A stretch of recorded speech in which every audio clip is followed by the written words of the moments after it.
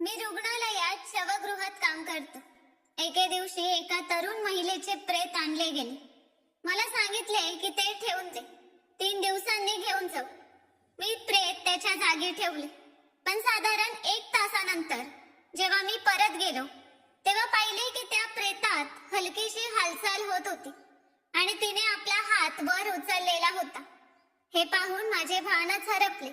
माझा आत्मा थरथरला आणि एक हृदय पिळवटून टाकणारे रहस्य माझ्या समोर उघड झाले. माझे नाव संजय आहे. मी एक साधासा माणूस आहे, आयुष्याच्या ओझ्याखाली दबलेला. रोज सकाळी उठतो, संध्याकाळपर्यंत मेहनत करतो जेणेकरून घराचा खर्च भागेल. ना संपत्ती ना मोठी स्वप्ने, फक्त इतकेच की घराचे भाडे वेळेवर भरता यावे. पण नशिबाने मला असे काम दिले आहे ज्याचे नाव ऐकूनच लोक घाबरतात. मी रुग्णालयाच्या शवगृहात काम करतो. ती जागा जिथे मेलेले शरीर ठेवली जातात.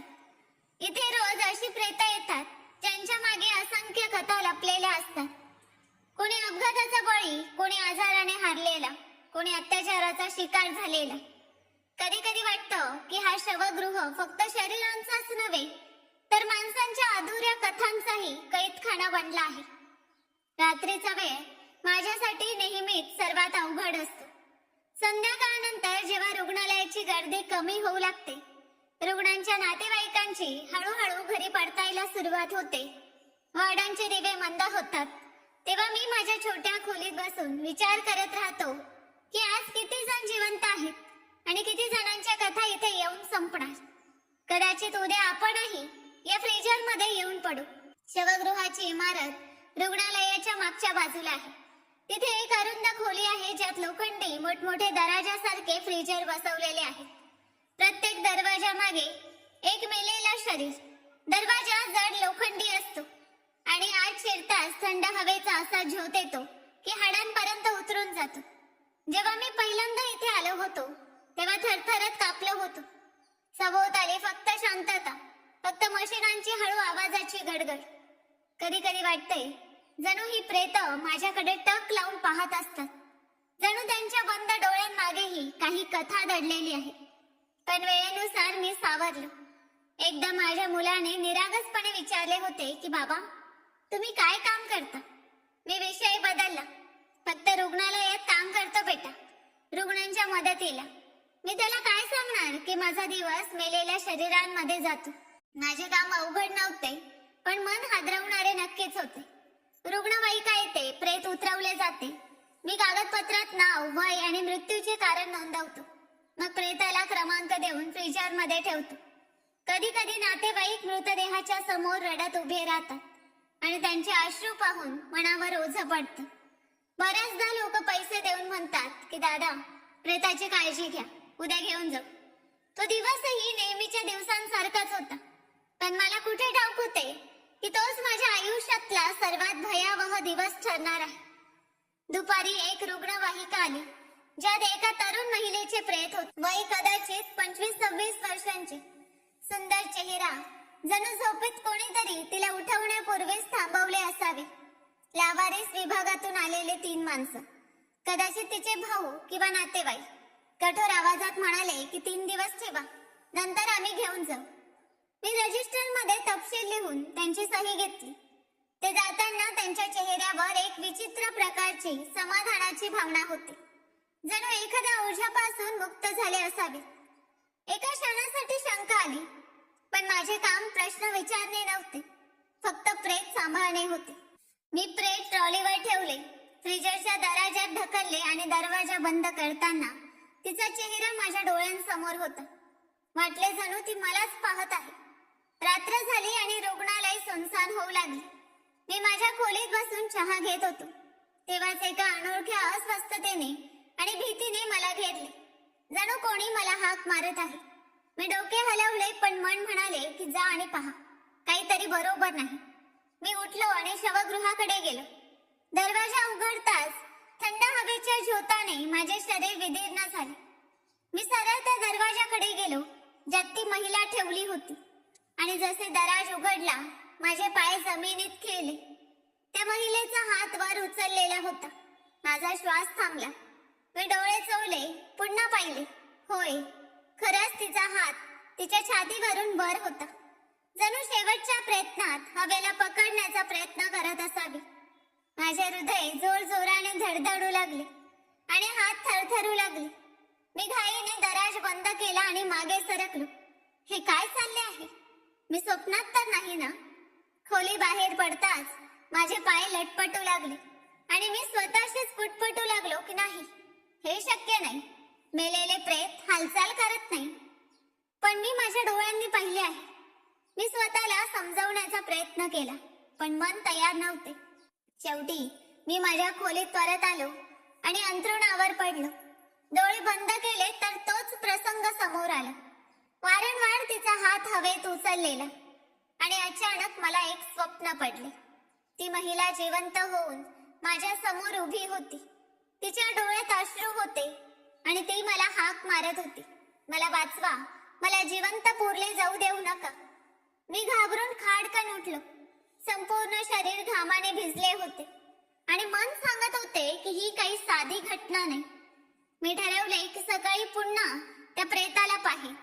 जर पुन्हा काही हालचाल दिसली तर नक्कीच काही रहस्य आहे. त्या रात्रीचा प्रसंग माझ्या डोळ्यात खोल कोरला गेला होता.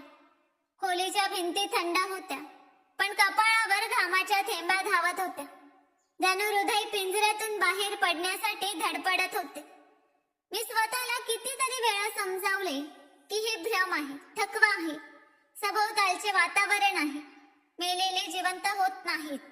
पण मनाच्या एखाद्या कोपऱ्यात एक हट्टी आवाज सतत म्हणत होता की ती तिथे मेलेली नाही, काहीतरी आहे जे तुला पाहावे लागेल. सकाळी सूर्याची किरणे खिडकीतून आत येत होती, पण माझे मन अजूनही अंधारात भटकत होते. झोप अधुरी होती, डोळे जड होते, पण मनाने निर्णय घेतला होता की मला पुन्हा शवगृहात जावेच लागेल. चहाचा कप समोर होता, पण ओठांपर्यंत गेलाच नाही आणि प्रत्येक क्षणी तोच प्रसंग आठवत होता. तो हात वर उचललेला. खरंच मी पाहिले होते की डोळ्यांचा भ्रम होता. शेवटी मी धैर्य गोळा करून टॉर्च, रजिस्टर आणि हात मोजे घेतले. पावले जड होती, पण मन म्हणत होते की आज नाही पाहिले तर हे रहस्य कायमचे रहस्यच राहील. शवगृहाचा दरवाजा उघडताच पुन्हा ती थंड हवा शरीर विदीर्ण करू लागली. आत पाऊल टाकताच सुनसान वातावरणाने घेरले. मशिनांच्या आवाजाशिवाय दुसरा कसलाही आवाज नव्हता आणि मी हळूहळू त्या दरवाजाकडे गेलो ज्यात ती महिला ठेवली होती. हृदय जोरात धडधडत होते. एका क्षणाला परत फिरायचे मन झाले, पण पावले थांबले नाहीत. मी दरवाजा हँडल पकडला. हात घामाने निसरत होता. श्वास रोखून हळूहळू दरवाजा ओढला. प्रेत तिथेच होते, डोळे बंद, चेहरा शांततेने भरलेला, पण चेहऱ्यावर एक विचित्र कष्टी भावना होती, जणू झोपेच्या खोल दरीत हरवलेली असावी. मी नीट पाहिले. काल रात्री जो हात वर उचललेला होता तो आता आपल्या जागी होता. कदाचित खरंच माझा भ्रम होता, पण जसे मी मागे वळणार तसे अचानक तिच्या छातीत हलकीशी हालचाल झाली. जणू कोणीतरी आतून श्वास घेतला असावा. माझ्या पायात त्राण उरले नाही. मी तिथेच उभा राहिलो. हे देवा, हे काय आहे? मेलेलेही श्वास घेऊ शकतात का? फार वेळ मी हललोही नाही. मग मनाने सांगितलं की जर खरंच जिवंत असेल तर आता तपासण्याची वेळ आहे. मी थरथरत्या हातांनी टॉर्च तिच्या छातीवर टाकली. हलकीशी उचल बैठकीसारखी हालचाल दिसली. मी कान लावून ऐकले. हवेत मशिनांच्या आवाजांमध्ये मला वाटले जणू अतिशय हळू श्वास चालू आहे. मनाने ओढून सांगितले की ही जिवंत आहे. एका क्षणाला विचार आला की लगेच धावत जाऊन एखाद्या डॉक्टरला बोलवावे, पण दुसऱ्या क्षणी मेंदूने थांबवले. जर हे सगळे माझे भ्रम असेल तर लोक म्हणतील शवगृहवाल्याला वेड लागलं, नोकरीही जाईल आणि सन्मानही. मी झुकून आणखी जवळ गेलो. तिचे ओठ पाहिले. वाटले जणू ते हल्लेच. माझ्या तोंडातून आपोआप आवाज निघाला, तू तू तू ऐकतेस का? काही उत्तर नाही, फक्त शांतता. मी थरथरत्या हातांनी तिची नाडी तपासण्याचा प्रयत्न केला. हात मोज्यांवरून हलकीशी गुदगुदी जाणवली. जणू अतिशय हळू नाडी चालू आहे आणि माझे हृदय उडी मारून गळ्यापर्यंत आले. ही मेलेल्या माणसाची धडधड असू शकत नाही. त्या रात्री रात्री जेव्हा मी परत खोलीत आलो तेव्हा डोळे बंद होताच तीच महिला स्वप्नात समोर आली. यावेळी ती फक्त हात हलवत नव्हती तर पूर्ण ताकदीने ओरडत होती, मला वाचवा, ते मला मारून टाकतील, मला इथे एकटी सोडू नका. मी किंचाळून जागा झालो. हृदय वेगाने धडधडत होते आणि श्वास अनियंत्रित झाले होते. आता मला पूर्ण खात्री पटली होती की हे सगळे माझे भ्रम नव्हते. ती महिला जिवंत होती. सकाळ होताच मी ठरवले की आता मी गप्प बसणार नाही. कोणी मानो अथवा न मानो, मला कोणाला तरी सांगायलाच हवे. पण एक भीतीही होती. काल ज्या माणसाने ते प्रेत सोडले होते त्यांच्या चेहऱ्यावर एक विचित्र प्रकारचे समाधान होते. कदाचित ते खरे गुन्हेगार असतील आणि जर ही बातमी त्यांच्यापर्यंत पोहोचली तर माझे प्राण धोक्यात येतील. आरशात स्वतःला पाहिले तर डोळ्यांखाली काळे वर्तुळे आणि चेहरा पिवळा पडलेला दिसला. तरी मनात कुठेतरी एक हिंमत जागी झाली होती. मी गप्प बसू शकत नव्हतो. जर मी गप्प राहिलो तर एक निष्पाप जीव मुर्द्यांच्या मध्ये जिवंत पुरला जाईल. तो दिवस माझ्या आयुष्यातला सर्वात लांब लचक दिवस ठरला. सकाळपासून संध्याकाळपर्यंत प्रत्येक क्षण मनावर ओझं बनून बसला होता. मी ठरवले होते की पुढच्या रात्री मी त्या महिलेची नक्की तपासणी करेन. पण दिवसाचा प्रत्येक तास मला जणू शतकासारखा भारी वाटत होता. रुग्णालयाच्या कॅन्टीन मध्ये बसलो होतो. समोर चहाचा कप वाफा सोडत होता. पण मन ना चहावर लागत होते ना कोणाशी बोलावेसे वाटत होते. कॅन्टीन मध्ये लोक हसत खिदळत होते. डॉक्टर, नर्स आपापल्या कामात गुंतले होते आणि मला वाटत होते की जग माझ्यापासून खूप दूर गेले आहे. काश मी तो हात पाहिला नसता. काश मी त्या श्वासांचा आवाज ऐकला नसता. काश हे सगळे भ्रम असते. पण आता मागे फिरण्याची वेळ उरली नव्हती. मनाने निर्णय घेतला होता, सत्यापर्यंत पोहोचायचेच. मी कामात गुंतण्याचा प्रयत्न केला. दुसरे एक प्रेत मी फ्रीजर मध्ये ठेवले. पण जेव्हा जेव्हा एखादे प्रेत पाहिले तेव्हा माझ्या डोळ्यांसमोर तीच महिला येत राहिली. मला वाटत राहिले की बाकी सगळे खरंच मेलेले आहेत. पण ती तर श्वास घेत होती. तिची ती शांतता माझ्या कानात एखाद्या किंचाळीसारखी घुमत होती. संध्याकाळ झाली, अंधार पसरू लागला. जशी रुग्णालयाची गर्दी कमी झाली तसे माझ्या हृदयाची धडधड वाढली. आता तो क्षण जवळ आला होता जेव्हा मला निर्णय घ्यायचा होता. रात्री अंदाजे 11 वाजले होते. रुग्णालय अर्ध्या अंधारात बुडालेले होते. कॉरिडॉर मध्ये कधी कधी एखाद्या नर्सच्या पावलांची चाहूल लागायची. मी खिशातून चावी काढली आणि शवगृहाचा दरवाजा उघडला. दरवाजा उघडताच थंड हवेचा एक झोत माझ्या चेहऱ्यावर आदळला. हातात टॉर्च होती पण तिचा प्रकाश फार कमकुवत वाटत होता. जणू अंधार त्याच्यापेक्षा कितीतरी बलवान असावा. मी हळूहळू त्या दरवाजाकडे गेलो जिथे ती महिला ठेवली होती. हृदय जोर जोरात धडधडत होते तरी पावले एखाद्या अनोळखी शक्तीने बांधलेली वाटत होती. हिम्मत गोळा करून मी दरवाजाचा हँडल पकडला आणि हळूच ओढला. दरवाजा बाहेर आला आणि त्यावर तीच तरुण महिला शांतपणे झोपलेली होती. यावेळी मी पूर्ण धैर्य गोळा करून टॉर्चचा प्रकाश थेट तिच्या चेहऱ्यावर टाकला. आणि होय, हा माझा भ्रम नव्हता.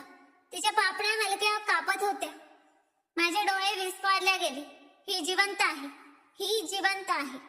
मी थरथरत्या हातांनी पुन्हा तिची नाडी तपासली. अतिशय हलकी पण स्पष्ट धडधड जाणवली. माझ्या ओठातून अनियंत्रितपणे आवाज बाहेर पडला, बाई, बाई, तुम्ही ऐकतायत का? जर ऐकत असाल तर काही इशारा द्या. सुरुवातीला फक्त शांतता. मग तिच्या ओठांवर हलकीशी हालचाल झाली. जणू ती काही बोलू इच्छित होती पण शब्द गळ्यात अडकले होते. माझा आत्मा थरथरला. मी तिच्या चेहऱ्याजवळ झुकून हळूच बोललो की मी तुमची मदत करेन, पण मला सत्य जाणून घ्यायचे आहे. तुम्ही कोण आहात? तुमच्यासोबत काय झाले? ती बोलू शकली नाही पण तिच्या डोळ्याच्या कडाने एक अश्रू बाहेर पडला आणि गालावरून वाहत गेला. तो अश्रू माझ्या हृदयावर विजेसारखा कोसळला. ही जिवंत आहे आणि मदत मागत आहे. मी काही करणार इतक्यात अचानक शवगृहाच्या दरवाजावर पावलांची चाहूल लागली. माझे हृदय थबकले. मी घाईने दरवाजात ढकलले आणि दिवा विझवला. दरवाजा उघडला आणि एक वॉर्ड बॉय आत आला. त्याने विचारले, सगळे ठीक आहे ना? मी थरथरत्या आवाजात म्हणालो की हो, सगळे ठीक. फक्त बंद आहेत की नाही ते पाहत होतो. तो म्हणाला की ठीक आहे, पण इथे जास्त वेळ थांबू नको, मेंदूवर परिणाम होतो. हे बोलून तो बाहेर पडला, पण त्याचे शब्द माझ्या मनात घर करून गेले. त्या रात्री मी शवगृहाच्या एका कोपऱ्यात बसून राहिलो. मनात हजार प्रश्न उफाळून येत होते. ही महिला जिवंत कशी आहे? डॉक्टरांनी मृत्यूचे प्रमाणपत्र कसे काढले? तिचे नातेवाईक 3 दिवसांनी प्रेत का घेऊन जाणार होते? हे सगळे मुद्दाम केलेले आहे का? माझ्या डोळ्यांसमोर तिचे अश्रू आणि तिची जून 20 ची रिपोर्ट वारंवार फिरत होती. मला माहित होते की जर मी गप्प राहिलो तर ही मुलगी काही दिवसात खरंच जिवंत पुरली जाईल. सकाळ होताच मी डॉक्टर विहानशी बोलण्याचे ठरवले. ते रुग्णालयातले सर्वात जुने जाणते डॉक्टर होते आणि मला नेहमी आदर देत असत. दुपारी संधी सापडताच मी त्यांना म्हणालो की डॉक्टर साहेब, मला तुमच्याशी एक गोष्ट करायची आहे, पण वचन द्या की माझ्यावर हसणार नाहीत. त्यांनी हसत विचारले की अरे भाऊ, एवढे गंभीर का झालात? सांगा, काय झाले? मी धैर्य गोळा करून म्हणालो की काल रात्री मी एका प्रेतात हालचाल पाहिली. तिचे श्वासही चालू होते. डॉक्टर विहान सुरुवातीला हसले, मग अचानक त्यांचा चेहरा गंभीर झाला. कोणते प्रेत? त्यांनी विचारले. मी म्हणालो की रजनी, 26 वर्षांची, हृदयविकाराने मृत्यू असं लिहिलं आहे. हे ऐकून त्यांच्या चेहऱ्याचा रंग उडाला. हळूच म्हणाले की ही गोष्ट तुम्ही दुसऱ्या कोणालाच सांगायला नको होती. हे प्रकरण फार नाजूक आहे. मी घाबरलो. म्हणजे तुम्हाला याबद्दल माहित आहे? मी विचारले. डॉक्टर विहानांनी खोल श्वास घेतला आणि म्हणाले की फक्त एवढेच समजून घ्या की काही मृत्यू निसर्ग देत नाही, माणूस देतो. आणि काही सत्य समोर आले तर फार मोठी अडचण उभी राहू शकते. माझ्या पायाखालची जमीनच सरकली. म्हणजे हे खरंच एक षडयंत्र आहे. त्या रात्री मी आणखी घाबरलो. आता मला पूर्ण खात्री पटली होती की हे प्रकरण साधे नाही. एकीकडे ती महिला जिवंत होती आणि मला मदतीसाठी हाक मारत होती. दुसरीकडे डॉक्टर विहानांचे शब्द एखाद्या मोठ्या षडयंत्राकडे बोट दाखवत होते. मी माझ्या खोलीत येऊन बराच वेळ विचार करत राहिलो आणि शेवटी मनाने सांगितले की काहीही झाले तरी मला हे रहस्य उलगडायचेच आहे. पण मला हे माहित नव्हते की हे सत्य जाणण्याच्या किमतीत माझा स्वतःचा जीवही जाऊ शकतो. शवगृहाच्या दरवाजावर उभा राहून मी स्वतःशी झगडत होतो. मी हळूच दरवाजा उघडला. थंड हवेचा एक तीव्र झोत माझ्या चेहऱ्यावर आदळला. आत पाऊल टाकताच बर्फासारखी थंडी पुन्हा मला आपल्या कवेत घेत गेली. टिजरांच्या मधल्या रांगेतून चालताना माझे हृदय जोर जोरात धडधडत होते. रजनीच्या दरवाजापर्यंत पोहोचण्यात काही क्षण लागले, पण जसे पोहोचलो माझे डोळे विस्फारले गेले. दराज रिकामा होता. माझ्या पायाखालची जमीनच सरकली. मी वारंवार डोळे चोळले. होय, मी नीट दराज उघडला होता, पण आत ती नव्हती. माझे हृदय थरथरू लागले. हे काय प्रकार आहे? मी पुटपुटलो. मी घाईने बाकी सगळे दराज तपासायला लागलो, पण ती कुठेच नव्हती. प्रत्येक प्रेत आपल्या जागी होते, फक्त रजनीचे नव्हते. माझ्या शरीरावर थंड घामाची थर जमली. तेवढ्यात मागून हलकीशी चाहूल लागली. मी वळलो तर दूर कोपऱ्यात जिथे जुने सामानाचा ढिगारा होता, तिथे एक अस्पष्ट सावली हसताना दिसली. माझे बोट आपोआप थरथर कापायला लागली. मी कापत्या आवाजात विचारले, कोण आहे? सावलीतून एक मध्यम आवाज उमटला, मी इथेच आहे. माझा श्वासच थांबला. हा रजनीचा आवाज होता का? मी हळूहळू पुढे गेलो. कोपऱ्यात एका जुन्या खुर्चीजवळ ती जमिनीवर बसलेली होती. तिचे पांढरे कफनासारखे कपडे फाटलेले होते. ओठ निळे पडले होते, तरी डोळ्यात अजूनही जिवंतपणा चमकत होता. तुम्ही जिवंत कशा राहिलात? मी विचारले. तिने विस्फारलेल्या नजरेने माझ्याकडे पाहिले. मी तिच्या शेजारी बसलो. तुम्ही मला इथे एकटे सोडून कसे जाऊ शकता? ती म्हणाली आणि तिच्या डोळ्यात अश्रू तरळले. ती बोलू लागली की मला मरायचे नव्हते, पण त्यांनी मला जिवंतच मेलेली ठरवले. काय अर्थ? मी थरथरत विचारले. तेव्हा ती रडू लागली की माझ्या लग्नाला फक्त 2 वर्ष झाली होती. माझा नवरा एक मोठा व्यापारी आहे. त्याने काही बेकायदेशीर व्यवहार केले होते आणि त्याचे रहस्य फक्त मलाच माहित होते. मी त्याला थांबवण्याचा प्रयत्न केला तेव्हा मी त्याच्यासाठी अडचण बनले. त्याने मला विष दिले. डॉक्टरांना प्रमाणपत्र काढून घेतले. मी थक्क झालो. म्हणजे तुम्हाला मुद्दाम मेलेली ठरवले? ती म्हणाली, हो, जेणेकरून 3 दिवसांनी माझे अस्तित्व मातीखाली पुरले जाईल आणि तो मोकळा होईल. माझे मन हादरले. माझ्या समोर एक जिवंत महिला बसली होती, जिला समाज आणि कुटुंबाने मिळून मृत्यूच्या स्वाधीन केले होते. मी हिम्मत करून तिचा हात धरला. रजनी, तुझी ही कहाणी जगाला माहीत व्हायला हवी. तुला न्याय मिळायला हवा.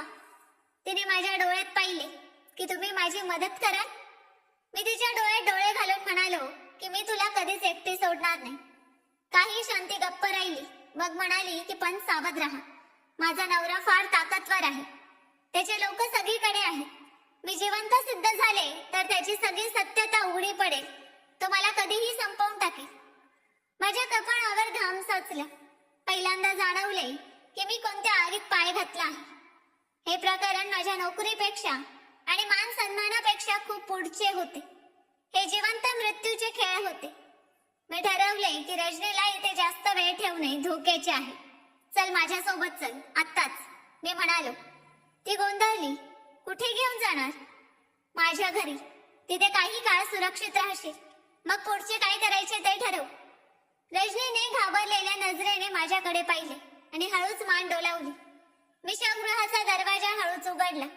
बाहेरची हवा तुलनेने उबदार वाटली. आम्ही दोघं दबलेल्या पावलांनी बाहेर पडलो की कोणी पाहू नये. मी तिला स्टाफ गेट मधून बाहेर काढले आणि माझ्या जुन्या मोटरसायकल पर्यंत आणले. ती मागे बसली आणि थरथरत्या हातांनी माझा खांदा पकडला. रस्ता हलक्या धुक्याने भरलेला होता आणि प्रत्येक क्षण असं वाटत होता की कोणी आमचा पाठलाग करत आहे. जणू मृत्यू आमच्या अगदी मागे चालत होता.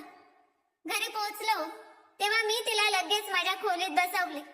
आई स्वयंपाकघरात होती. मी त्यांना सांगितले की ही एक आजारी रुग्ण आहे. काही दिवसांसाठी आणली आहे. आईंनी जास्त प्रश्न विचारले नाहीत. खोलीत आल्यावर ती थकून अंथरुणावर कोसळली. मी तिला पाणी दिले. तिच्या डोळ्यात अश्रू तरंगत होते, पण ओठांवर पहिल्यांदा हलकीशी स्मित हास्य होते. तुम्ही मला नवे जीवन दिले, तिने हळूच म्हटले. मी मनातल्या मनात विचार केला की कदाचित हीच जीवनाची सर्वात मोठी परीक्षा आहे. आता ही कहाणी फक्त रजनीची राहिली नव्हती, ती माझीही झाली होती. पण मला माहित नव्हते की बाहेरच्या अंधारात ते लोकही पूर्ण जागे झाले होते, ज्यांना रजनी पुन्हा श्वास घेताना जगात दिसू नये असं वाटत होतं.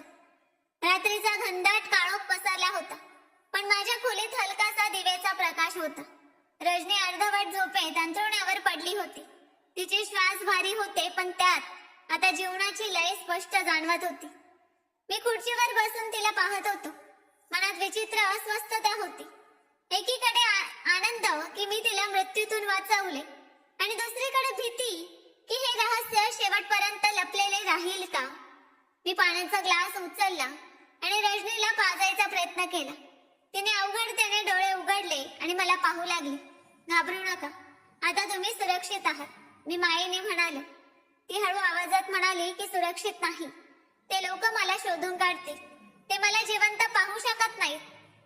मी तिच्या हातावर हात ठेवला आणि म्हणालो की आता फक्त आराम करा. उद्या आपण पुढचे ठरवू. ती थोडी निश्चिंत झाली आणि डोळे बंद करून घेतले, पण माझी झोप कोसव दूर होती. दुसऱ्या बाजूला रात्रीच्या शेवटच्या प्रहरी शवगृहाचा दरवाजा हळूच उघडला. 2 चमकदार गाड्या इमारती मागे येऊन थांबल्या. रुबाबदार 3 माणसे आत शिरले. त्यांच्यासोबत तोच माणूस होता जो मी कधी कधी रजनीच्या नवऱ्यासोबत पाहिला होता. त्याचे नाव विक्रम. तिचा नवरा त्याला विश्वासू मानत असे. त्यांनी एक एक दराज उघडला, मग रजनीच्या दरवाजासमोर थांबले. विक्रमने टॉर्चचा प्रकाश आत टाकला आणि धक्क्याने मागे सरकला. प्रेत कुठे गेले, त्याने कठोर आवाजात विचारले. साथीदार एकमेकांकडे पाहू लागले. कदाचित स्टाफने चुकून दुसरीकडे हलवले असेल. विक्रमचा चेहरा रागाने ताठरला. हे प्रेत चुकून गायब होऊ शकत नाही. तुम्हाला माहित आहे ना, ती जिवंत झाली तर काय होईल. सगळे गप्प झाले आणि शवगृहाचा त्यांचा आवाज आणखी भयावह वाटू लागला. विक्रमने फोन काढला आणि एखाद्या नंबरवर कॉल लावला. सर, प्रकरण बिघडले आहे, प्रेत जागेवर नाही. काही क्षण शांतता. मग तो म्हणाला की जी समजले, आम्ही तिला शोधून काढू. फोन बंद करून तो म्हणाला की तो स्टाफ शोधा जो आज ड्युटीवर नव्हता, विशेषतः तो मुलगा जो संध्याकाळच्या शिफ्ट मध्ये होता. सकाळ झाली तशी सूर्याची किरणे खोलीत डोकावू लागली. रजनी जागी झाली होती आणि सरळ बसून खिडकी बाहेर पाहत होती. तिच्या डोळ्यात भीती आणि गोंधळ होता. मी विचारले, काय झाले? ती म्हणाली की मी स्वप्न पाहिले की ते लोक मला ओढत नेत आहे. मी हुंकारले, हे फक्त स्वप्न नाही, सत्यातही तेच होऊ शकते. आपल्याला लवकर निर्णय घ्यावा लागेल. ती म्हणाली की मी पोलिसांकडे जाऊ शकत नाही, पोलिसही त्यांच्याच ताब्यात आहेत. मी म्हणालो की माझा एक मित्र आहे महेश, तो प्रामाणिक आणि धाडसी आहे. आपण त्याच्यापर्यंत पोहोचलो तर हे रहस्य उघड होऊ शकेल. रजनीने मान डोलावली पण चेहऱ्यावर भीती कायम होती. दुपारी मी कामाला जायचा बहाणा करून घरातून निघालो, जेणेकरून महेशशी बोलता येईल. गल्लीच्या नाक्यावर मला जाणवले की कोणी माझा पाठलाग करत आहे. वळून पाहिले तर 2 अनोळखी माणसे थोड्या अंतरावर होती. साधे रस्त्यावरची वाटसरू वाटत होते, पण नजर फक्त माझ्यावर खेळलेली होती. माझी चाल वेगवान झाली आणि हृदयात घामाचे थेंबे उतरू लागले. मला माहित होते की हे तेच लोक आहेत जे शवगृहात गेले होते. मी थेट महेशच्या ऑफिसला पोहोचलो. तो बातम्यांच्या कागदांच्या ढिगाऱ्यात गुंतलेला होता. मला पाहून तो चकित झाला. अरे यार, इतके दिवस कुठे होतास? सगळे ठीक आहे ना? करून त्याला सगळे सांगितले. शवगृहातून रजनीला बाहेर काढणे, तिची अवस्था आणि तिच्या नवऱ्याचे षडयंत्र. महेश काही क्षण गप्प राहिला, मग म्हणाला की हे फार मोठे प्रकरण आहे, पण तुला माहित आहे ना, अशा केसेस मध्ये जीवाला धोका असतो. मी म्हणालो की जीव तर आधीच धोक्यात आहे, आता मागे हटण्याचा प्रश्नच नाही. महेशने ठाम आवाजात म्हटले की ठीक आहे, तू रजनीला लपवून ठेव, मी पुरावे गोळा करतो आणि ही बातमी पसरवतो. पण लक्षात ठेव, ते लोक फार ताकदवर आहेत, तुला प्रत्येक क्षणी सावध राहावे लागेल. घरी परतलो तेव्हा रजनी चिंतेने बसली होती. कुठे गेले होतात? तिने लगेच विचारले. एका मित्राला भेटलो जो आपली मदत करेल, मी म्हणालो. रजनीने घाबरलेल्या आवाजात म्हटले की मला वाटते कोणी आपल्याला पाहत आहे. थोड्या वेळापूर्वी खिडकी बाहेर एक सावली गेली. माझे हृदय थबकले. मी खिडकीपर्यंत गेलो. बाहेर काही नव्हते, तरी मी समजलो की शत्रू जवळ आला आहे. संध्याकाळ झाली तसं मी दरवाजा बंद करायला गेलो की कोणीतरी हलकी थाप दिली. कोण आहे? मी हळूच विचारले. बाहेरून उत्तर आले, पाणीवाला, टाकी तपासायची आहे. मी दरवाजा उघडला तर दोघे जबरदस्तीने आत घुसले. त्यांच्या हातात पिस्तूल चमकत होती. शांत बस, नाहीतर गोळी मारू, एकाने गुरकावले. रजनी भीतीने गोठली. दोघे थेट तिच्याकडे गेले. आमच्या सोबत चल. मी समोर उभा राहिलो की ती कुठेही जाणार नाही. त्यांनी मला जोरात ढकलले आणि मी जमिनीवर कोसळलो. एकाने बंदूक सरळ करून म्हटले की आवाज काढला तर तुझं प्रेतही त्या शवगृहात पोहोचवू जिथून हिला काढले होते. तेवढ्यात दरवाजा जोरात उघडला आणि आई आत आली.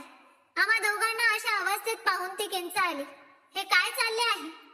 त्यांच्या आवाजाने हमल्यावर एक क्षण गोंधळले. मी त्याच वेळी एकाच्या हातावर झडप घातली आणि बंदूक जमिनीवर पडली. रजनीने दुसऱ्याला ढकलले. गोंगाट वाढला आणि शेजारी लोकांनी धावत येऊन गर्दी केली. ते दोघे घाबरून पळून गेले, पण जाताना म्हणाले की हा खेळ अजून संपलेला नाही. रात्री रजनी माझ्या शेजारी बसली होती. तिच्या चेहऱ्यावर भीतीची सावली होती. ती म्हणाली की त्यांनी आपल्याला शोधून काढले, आता कुठे जायचे? मी खोल श्वास घेऊन म्हणालो की आपण पळणार नाही, आता ही लढाई लढायची आहे आणि आपण सत्यासाठी लढणार. तिच्या डोळ्यात पाणी तरळले. ती म्हणाली की जर मी पुन्हा त्यांच्या हाती सापडले तर ते मला बोलूही देणार नाही. मी तिचा हात घट्ट धरला आणि म्हणालो की आता तू एकटी नाहीस, मी तुझ्या सोबत आहे. उद्या आपण पुढचे पाऊल उचलू. पण आतल्या मनात मलाही माहित होते की हे वादळ आता थांबणार नाही. हा फक्त एक झटका होता. रात्री झोप डोळ्यांपासून कोसो दूर होती. रजनी खोलीत शांत बसून बाहेरच्या अंधाराकडे पाहत होती आणि मी विचार करत होतो की घर आता धोक्यात आहे. जर ते पुन्हा आले तर कदाचित आपण वाचणार नाही. सकाळी मी रजनीला म्हणालो की आपण इथे जास्त वेळ राहू शकत नाही, शहर सोडावे लागेल. तिने विचारले की कुठे जायचे? मी म्हणालो की महेश गावी जातोय, तिथे कोणी ओळखणार नाही. तो पुरावे गोळा करेपर्यंत आपण तिथे लपू शकतो. रजनीने थोडं समाधानाने मान डोलावली. आम्ही घाईघाईने गरजेचे कपडे आणि कागदपत्रे बांधले. मी आईला खरे सांगितले नाही, फक्त एवढेच म्हणालो की एका रुग्णाला दिवसांसाठी घेऊन जातोय. आईच्या डोळ्यात चिंता होती, पण तिने काही विचारले नाही. कदाचित तिला जाणवले होते की मी एखाद्या मोठ्या ओझ्याखाली दबलो आहे. आम्ही दोघे एका जुन्या बसने निघालो. रजनी खिडकीतून बाहेर पाहत होती. हवा तिच्या चेहऱ्याशी खेळत होती आणि मी पहिल्यांदा तिच्या चेहऱ्यावर शांततेची हलकी झलक पाहिली. तरी ही शांतता तात्पुरती होती. दुसऱ्या बाजूला महेशने शहरात आपली चौकशी पूर्ण केली होती. त्याने रजनीला दिलेल्या विषयाचे वैद्यकीय रेकॉर्ड, बनावट मृत्यू प्रमाणपत्र आणि रुग्णालयातील काही कर्मचाऱ्यांची साक्ष गोळा केले होते. हे सगळे पुरावे एका फाईल मध्ये भरून त्याने आपल्या वृत्तपत्राच्या संपादकाला दाखवले. संपादक थक्क होऊन म्हणाला की हे तर बॉम्ब आहे. ही बातमी छापली की शहरातील सर्वात ताकदवर माणूस जमिनीत गाडला जाईल. महेश म्हणाला की फक्त एक दिवस, मग मी ठोस पुरावे समोर आणतो की जग सत्य आपल्या डोळ्यांनी पाहिल. आम्ही गावी पोहोचलो तेव्हा महेशने आधीच एका छोट्या कच्च्या घराची व्यवस्था करून ठेवली होती. तिथले वातावरण शांतता देणारे होते. रजनीने पहिल्यांदा खोल श्वास घेतला. ती म्हणाली की इथे बरे वाटते, जणू सगळे धोके मागे राहिले. मी हलका स्मित हास्य दिले, पण मनात माहित होते की खरं वादळ अजून यायचं बाकी आहे. 2 दिवस गेले. तिसऱ्या दिवशी संध्याकाळी गावाच्या गल्लीतून अनोळखी मोटरसायकलांचा आवाज आला. खिडकीतून डोकावले तर हृदय थबकले. 4 माणसे बाहेर उभी होती, त्यात विक्रमही होता. मी वेगाने आत आलो आणि म्हणालो की ते पोहोचले. रजनीचा रंग उडाला. आता काय होईल? मी दरवाजा उघडला, पण ते लाथा घुसा घालून तोडू लागले.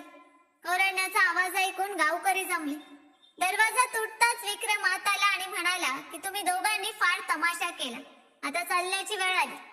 मी ठामपणे म्हणालो की ती कुठेही जाणार नाही. विक्रमने हसून टिंगल केली. कोण थांबवणार? अचानक डावीकडून पोलिसांच्या गाड्यांचे सायरन ऐकू आले. विक्रमचे लोक घाबरले. काही पोलीस गाड्या तिथे पोहोचल्या. विक्रम रंगे हात सापडला. महेश जोरात म्हणाला, विक्रम. विक्रम पळण्याचा प्रयत्न करू लागला, पण पोलिसांनी त्याला पकडले आणि हातातून बंदूक काढून घेतली. दुसऱ्या दिवशी वृत्तपत्रात रजनीचा फोटो छापला गेला होता. मोठी हेडलाईन होती, जिवंत प्रेत. त्यासोबत बातमी होती की एका महिलेला तिच्या नवऱ्याने विष देऊन मेलेली ठरवले. संपूर्ण शहरात खळबळ उडाली. रजनीच्या नवऱ्याला पोलिसांनी अटक केली. त्या डॉक्टरांनाही पकडले ज्यांनी बनावट मृत्यू प्रमाणपत्र काढले होते.